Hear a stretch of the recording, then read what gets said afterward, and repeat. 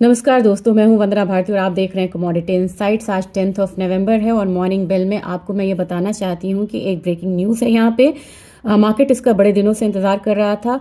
US का shutdown खत्म हो सकता है। डेमोक्रेट्स और रिपब्लिकन के बीच में सहमति बनती हुई नजर आ रही है और इसका डिटेल में आपको मैं मिड डे में दूंगी और इसकी वजह से रिएक्शंस मार्केट में क्या आ रहे हैं। जितने भी मेटल्स है, एनर्जी है, वो यहाँ पे पॉजिटिव रिएक्शन दिखा रही है, लेकिन बुलियन काउंटर में भी यहाँ पे पॉजिटिव रिएक्शन है और गोल्ड ने दो नेगेटिव न्यूज़ को इग्नोर करा है और ये है पहला तो शटडाउन खत्म होने की न्यूज़ और दूसरी यहाँ पे है कि चाइना ने कुछ रेयर अर्थ मिनरल्स को यूएस में अलाउ करा है एक्सपोर्ट करने के लिए, जो कि काफ़ी दिनों से हॉल्ट पे था।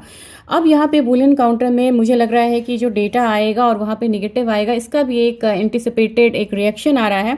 गोल्ड कितना अप है? गोल्ड यहाँ पे 1% के करीब अप है। $40 का अपसाइड हम लोगों ने गोल्ड में अभी देखा है। यूएस के इलेक्ट्रॉनिक ट्रेडिंग सेशन में अपनी मार्केट क्लोज हुई थी 1,21,000 के करीब। ये रिएक्शंस आता है तो 1000 से 1500 तक का मूवमेंट आपको देखने को मिल सकता है। जबकि सिल्वर में 1.5% के रिटर्न है। सिल्वर आउट परफॉर्म करती हुई नजर आ सकती है। उसका एक रीजन भी है, 87% जो फिजिकल डिलीवरी है चाइना के एक्सचेंज से इस बार बढ़ती हुई नज़र आ रही है और चाइना का जो एक्सचेंज है वो लगातार डिलीवरी दे रहा है, यानी कि डिलीवरी फिजिकल डिमांड जो सिल्वर में है उसकी काफ़ी ज़्यादा दरकार है चाइना में।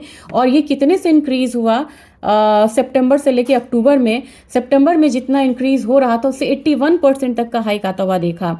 तो चाइना का बढ़ता हुआ फिजिकल डिमांड सिल्वर में इसको और भी ज़्यादा एक अपसाइड दे रहा है और ये 1.5% का अपसाइड दे रहा है। तो मेरे ख्याल से 1,47,728 के करीब की क्लोजिंग थी। हो सकता है कि आज हम यहाँ पे 1,50,000 के करीब जाते हुए देखें इस लेवल्स को। और एक जो कंसोलिडेशन था वो कंसोलिडेशन अपसाइड में एक ब्रेकआउट दे सकता है।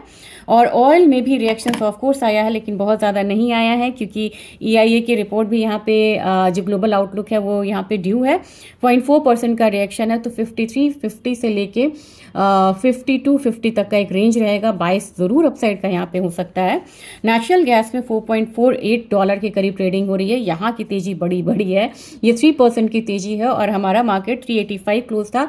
तो लगभग जो मैं 400 वाले लेवल्स बोल रही थी वो ग्रेजुअली यहाँ पे आता हुआ आपको दिखाई देगा। वही एक रेजिस्टेंस था।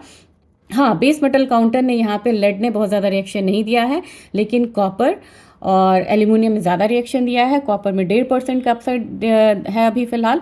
तो 1000 की क्लोजिंग हमारे यहाँ हुई थी। तो लगभग हमारा जो रेंज रहेगा करीब आप मान के चलिए कि 1015 और नीचे 995 का एक रेंज हो सकता है।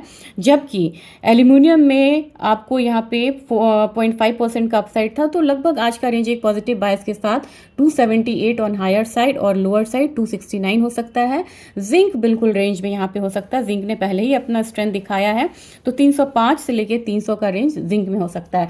ये आज का अपडेट था। डेटा क्या है और किस तरीके का फर्दर रिएक्शन है, ये एक बार मिड डे में मिलते हैं और वहाँ पे डिस्कस करते हैं।